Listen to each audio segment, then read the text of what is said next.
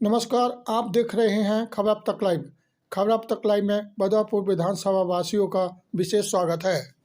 आज रविवार 12 फरवरी 2023 को नेता प्रतिपक्ष रामवीर सिंह बिदुड़ी ने बदरपुर विधानसभा क्षेत्र में तेजी से किए जा रहे विकास कार्यों पर बड़ी सभा का आयोजन बदरपुर गेट नंबर 3 विधायक कार्यालय के सामने बारातघर प्रांगण में किया गया।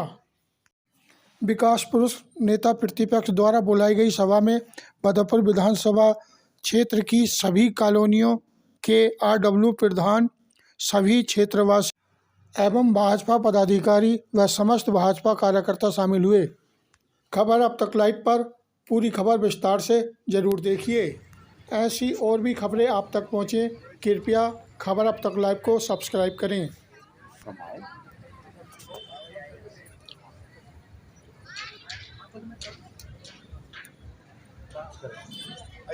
पार्किंग बन जाए तो बहुत अच्छा रहेगा।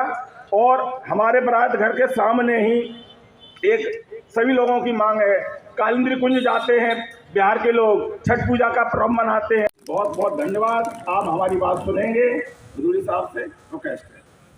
देखिए, आपने प्रधान जी, एक तो आपने कहा है कि जो बारात घर अभी बना के तैयार करके आप लोगों को सुपुर्द किया है, लेकिन उसके साथ एक दीवार भी तो बननी है। छठ पर्व कब होगा सर? आप तो यही उससे पहले हम आपको एक छठ घाट बनाकर दे देंगे। और जो दूसरी बात आपने कही है वह एक तो रसोई घर, हाँ, रसोई घर का जो काम है, मतलब मेरी कोशिश है कि वो अगले 2-3 महीने में बन जाए। और ये आप मान के चलिए कि छठ घाट तो जब छठ पर्व आएगा उससे पहले बना देंगे हम, ठीक है सर। और रसोई घर भी जो है उसको भी हम अगले 6 महीने के अंदर आपको बनाकर दे देंगे। और वैसा रसोई घर बनाएंगे जैसा आप चाहते हैं, जितना बड़ा बनाना चाहेंगे उतना ही भव्य बड़ा रसोई घर आपको बना के देंगे, जिससे कि उसमें अच्छे से हमारे हलवाई कोई शादी भी हो उसके लिए भोजन तैयार कर सके। जितना बड़ा आप चाहेंगे 6 महीने के अंदर हम बना के दे देंगे। आपका छठ घाट बन जाएगा। आपका जो रसोई घर है वो आपकी इच्छा के मुताबिक अच्छे से अच्छा बड़े से बना, वो हम जरूर 6 महीने के अंदर एक काम जरूर कर लेंगे। और तीसरा पार्किंग का। माननीय विकास पुरुष रामवीर बिदुड़ी जी के लिए नमस्कार। बदरपुर विधानसभा से गणमान्य व्यक्ति सबको मेरा नमस्कार। आज ये मीटिंग का आयोजन किया गया है, बहुत अच्छा है, होना भी चाहिए। सबको अपनी समस्याएं बतानी चाहिए और विधायक जनों का निवारण करें। क्षेत्र में बदरपुर विधानसभा में तो देखिए, जिन्होंने अपने सुझाव दे दिए, साथी जो बेचारे आए हैं सुबह सुबह आ गए, अपनी बात कह दी है, वो कहते हैं हमारी तो बात समाप्त हो गई। यदि किसी को कहीं जाना है, कोई जरूरी काम है, वो एक अलग बात है। साथी आए हैं आज इस बैठक में भाग लेने के लिए, उन सभी से आग्रह करूंगा कि वो दोपहर का भोजन मेरे साथ ही हम सब लोग एक साथ करेंगे। ये भी मैं आपको, उसके लिए भी मैं अपनी ओर से आपको आमंत्रित करता हूँ। बहुत बहुत धन्यवाद। आदरणीय विधायक जी का कंधे से कंधे मिलाकर के क्षेत्र में विकास के लिए प्रयासरत है। बिल्कुल फूका है, उसका सानी नहीं है।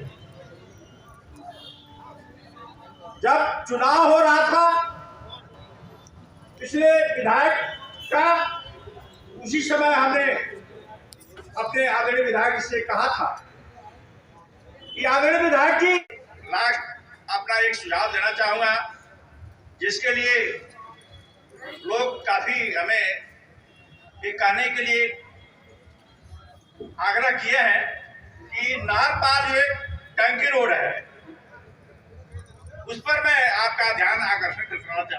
आप लिख के मत कीजिए, मैंने तो अपनी तरफ से पहले कह दिया कि लिख के देने की किसी को आवश्यकता नहीं है, लेकिन ये जानकारी तो देनी पड़ेगी कि फला, ये तो अगर आप क्षेत्र में रह रहे हैं तो आपको तो मालूम होना चाहिए। आप क्षेत्र में हमारे तो बहुत ही प्रमुख सामाजिक व्यक्ति हैं, एक क्षेत्र में समाज की अगुवाई करते हैं, तो उतनी जानकारी तो क्षेत्र के लोगों को होनी चाहिए। अब मान लो अगर हमारा सिस्टम ठीक होता तो फिर आपको कहने की आवश्यकता ही नहीं पड़ती। तो सिस्टम में नहीं गड़बड़ है ना। जब सिस्टम में गड़बड़ है तो अगर वो नहीं ठीक कर रहे हैं तो आप उसकी कम से कम जानकारी मुझे दीजिए। मेरे पास पहले कुछ लोगों ने जानकारी दी थी तो कार्रवाई की गई थी। तो जानकारी दीजिए कि फला फला जगह जो है ये धंधा चल रहा है, उसमें आप अपना नाम मत लिखिए, आप उसमें अपना टेलीफोन नंबर मत लिखिए, आप ये भी मत बताइए कि आपने कोई शिकायत की है। लेकिन मुझे आप लोगों को एक सादा पेपर पे ये लिख के तो देना ही पड़ेगा। नहीं हो गई, मॉर्निंग वॉक ट्रैक मिल गया, सुबह शाम वॉक करो, सेहत ठीक रहेगी। बच्चों के लिए हॉकी, क्रिकेट, वॉलीबॉल, फुटबॉल का मैदान विकसित कर दिया और हमने कहा कि खिलाड़ियों के लिए सामान भी हम उपलब्ध कराएंगे, चिंता करने की जरूरत नहीं है। लेकिन हमारे बच्चों को सुबह शाम खेल के मैदान में जरूर कसरत करनी चाहिए, खेल जरूर खेलना चाहिए। हमारे बच्चे स्वस्थ रहेंगे तो परिवार जो है उसमें खुशी रहेगी। और बच्चा यदि किन्हीं कारणों से बीमार हो जाए तो माँ बाप की कितनी चिंता बढ़ जाती है उसका आप अंदाजा लगा सकते हैं। अब ये पीछे जो पार्क हमने विकसित किया है, अब इसमें पेड़ लग गए हैं, अब अच्छा लग रहा है या नहीं लग रहा है? पहले कैसे लगता था? अब प्रधान जी ने कहा, हमारे कहाँ गए प्रधान जी, कि वहां कोई डीटीसी का कोई डिपो को बनाने के लिए प्रधान जी आपने आदेश दिया, आपकी इच्छा को पूरी करेंगे, चिंता मत करें, इसको भी पूरा करेंगे।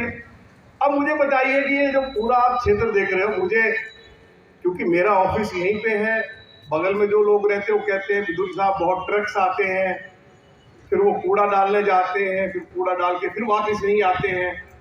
लोगों ने मुझे कहा कि सड़क बनवा दीजिए, जाने का आने का रास्ता एक रहे, जाने का रास्ता दूसरा हो जाए। तो हमने तो जो लोगों ने आदेश दिए वही किया।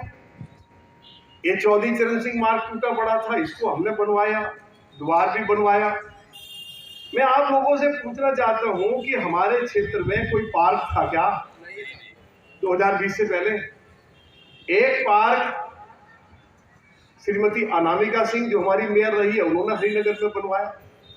उसके अगल बगल में 2 पार्क मैं और विकसित कर रहा हूं। 23 पार्कों पर आज हमारा काम चल रहा है। पूरे बदरपुर विधानसभा क्षेत्र में 14 कॉलोनियां ऐसी थी जिसमें डिम लाइट थी। हमने 14 बिजली के ट्रांसफार्मर नए लगाए हैं। वो बैठे हमारे प्रधान नरेंद्र जी, अब इनके यहाँ तो जगह नहीं थी, अब कैसे कैसे जगह ली। एक हमारे फरीदाबाद के लाला जी हैं, हमारे कसाना साहब ने, चौधरी सुरजीत कसाना साहब ने, जो हमारे गगन कसाना जी के पिताजी हैं, उन्होंने बड़ा सहयोग किया। कसाना साहब का आशीर्वाद मिला। हम उन अपने जो बड़े व्यापारी हैं जिनका वो प्लॉट था 800 गज का, उसमें से 20-25 गज दे दी। क्या हमारी RWA क्या जमीन खरीदने की स्थिति में थी क्या? तो आज वहां बढ़िया ठीक है। हाँ, तो अब मैं लखपति हूं ना, लेकिन RWA जरूर लखपति है। मास्टर जी कह रहे हैं कि RWA के पास पेपर है। और साहब आपकी तो फिर हमें चमचागिरी करनी पड़ेगी, जब कागज आपके पास है, नहीं तो बिजली काट दोगे तो बड़ी हमारी इज्जत खराब होगी। तो 14 कॉलोनियों में बिजली के ट्रांसफार्मर लगे। आज मुझे आप बताइए, आपकी जितनी सड़कें हैं मेन रोड से, जैतपुर रोड हो, ताजपुर रोड हो, शमशान घाट रोड हो, चौधरी चरण सिंह मार्ग हो, दूसरा 60 मीटर रोड हो, तीसरा 60 मीटर रोड हो, आपका इस्माइलपुर रोड हो, जो जयपुर गांव से जा रहा है अतुल बिहार पुलिया तक, या मित्रेश जी के एरिया में जो ये आली रेल के साथ जो सड़क थी उसको हमने डबल किया है। आप पूरे बदरपुर विधानसभा क्षेत्र में जाइए, हमारी सारी मुख्य सड़कें टूटी पड़ी थी जब मैं विधायक बना। और आज मुझे बता दो कि एक सड़क बता दो जो मुख्य सड़क मैंने इन 3 सालों के अंदर नहीं बनाई हो। बताओ मुझे जरा, कौन सी सड़क है जो मैंने नहीं बनाई है? जयपुर रोड बना नहीं बना है, ताजपुर रोड बना नहीं बना है। अरे मोरबंद एक्सटेंशन के लोग बैठे हैं, हमने चुनाव में ये कहा था कि हम गुड़गांव कैनाल के साथ सेक्टर 37 फरीदाबाद के लिए सड़क बनाएंगे और जितनी जमीन खाली पड़ी है उस पर पार्क विकसित करेंगे। लोग हमारा मजाक उड़ाते थे। कोरोना काल में थोड़ी सी देरी हुई तो लोग सवाल खड़ा करते थे कि रामवीर सिंह धूड़ी से पूछो कि सड़क क्यों नहीं बनी, पूछो पार्क क्यों नहीं बना। अब जिस सेक्टर 37 जाने के लिए आधा पौना घंटा लग जाता था, आज हमारे लोग 5 मिनट में जब उस सड़क के ऊपर चढ़ते हैं तो वो सेक्टर 37 पहुंच जाते हैं। अभी अच्छा काम हुआ नहीं हुआ? ट्रैफिक व्यवस्था को ठीक करने के लिए नवनाली बिहार में पुस्ता वाली रोड को डबल किया है। ट्रैफिक व्यवस्था को ठीक करने के लिए जयपुर पार्ट 2 में अभी मैंने पुस्ता रोड को जो 12 फीट है जिसकी चौड़ाई उसको 30 फीट की है। तो आप मुझे बताइए कि और कौन सा रास्ता है, कैसे आप ट्रैफिक व्यवस्था को ठीक करोगे? आज सब तरफ जितनी हमारी मुख्य सड़कें थी हमने उनको कहीं उसको डेंस कारपेट किया है, कहीं हमने आरएमसी की सड़क बनाई है। और इसके साथ साथ क्षेत्र में लोग कहते हैं पीने के पानी की समस्या है। आप मुझे बताओ तो सही, मैं 2008 में जो गंगा जल लेकर आया था उसके बाद क्षेत्र की आबादी 20 गुना ज्यादा बढ़ गई। और मेरे चुनाव हारने के बाद मैं किसी के ऊपर यह आरोप लगाऊं कि उनको गंगा जल की लाइन जो हमने डलवाई थी उसमें पानी और गंगा जल लेकर आना जो नहीं ला सकते। 150 MDD पानी आया था। मैंने अपने बदरपुर विधानसभा क्षेत्र के लिए तुगलकाबाद का विधायक रोता रहा, ओखला का विधायक रोता रहा, जबकि मंत्री था ओखला का विधायक, कालकाजी का विधायक सुभाष चोपड़ा जैसा आदमी रोता रहा। और मैं अपने क्षेत्र के लिए जो बिल्कुल लास्ट में है उसके लिए मैं 20 MDD पानी लेकर आ गया। मैक्सिमम हिस्सा मेरे बदरपुर विधानसभा क्षेत्र को मिला। अब क्योंकि वो पानी आया था टीरी बांध से, अब उसके बाद तो उसमें कोई बढ़ोतरी हुई नहीं। बाद के जो जनप्रतिनिधि है वो भी कहां से बढ़ाते। लेकिन 2008 के बाद क्षेत्र में एक ट्यूबवेल नहीं लगा। अब पानी की समस्या कैसे समाप्त होगी? आज की तारीख में 120 ट्यूबवेल क्षेत्र में लग चुके हैं। और 2008 से लेकर मेरे चुनाव जीतने तक एक ट्यूबवेल नहीं लगा। ये कहना बहुत आसान है, लेकिन इसमें विचार तो करो कि यार रामवीर सिंह भी थोड़ी विधायक नहीं था, सारी मुख्य सड़कें टूटी पड़ी थी, सारी बन गई। एक ट्यूबवेल नहीं लगा, 120 ट्यूबवेल अभी तक लग चुके हैं।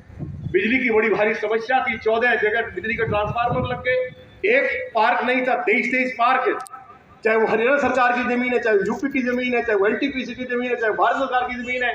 कैसे कैसे मैं आपके लिए कहां कहां जाके झोली फैलाता हूं, कहां कहां जाके गिड़गिड़ाता हूं, तुम लोगों को मालूम नहीं हो सकता।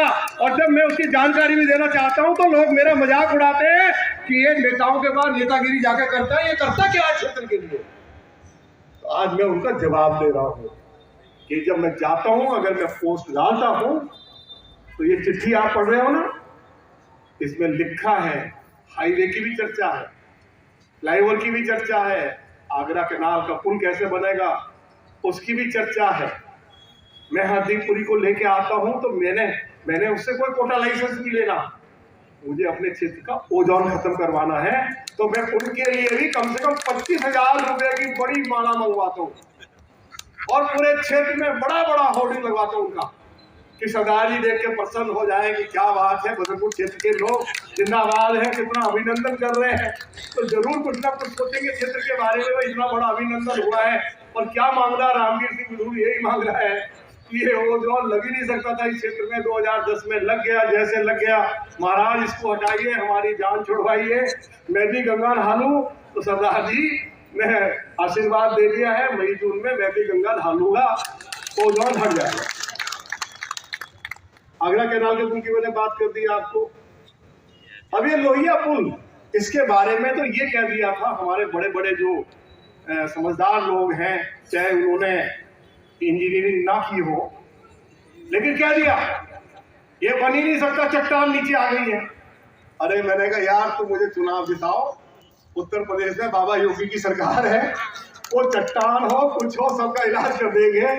ये मिथिलेश जी बैठे 4 बार हम बाबा के पास गए कि हमारा ये लोहिया पुल रुका पड़ा है, हमारे लाखों लोग जो बेचारे बिहार, उत्तर प्रदेश, अन्य प्रदेशों से संबंध रखते हैं, उनको बहुत तकलीफ हो रही है। लोहिया पुल टूटा पड़ा है, अनेक दुर्घटनाएं हो गई है। और बाबा ने अधिकारियों को बुला के कहा कि इसको 1 साल के अंदर बना के तैयार करो, मुझे पता नहीं चट्टान आए, चट्टान का बाप आए, इसको बना के तैयार करो। बदरपुर विधानसभा क्षेत्र नंबर 1 है, अव्वल है। ये रिपोर्ट आपको मिले, हमारे विरोधियों को भी मिलेगी, वो जरूर उनको ये जानकारी आ जाएगी। आप सभी का बहुत बहुत धन्यवाद।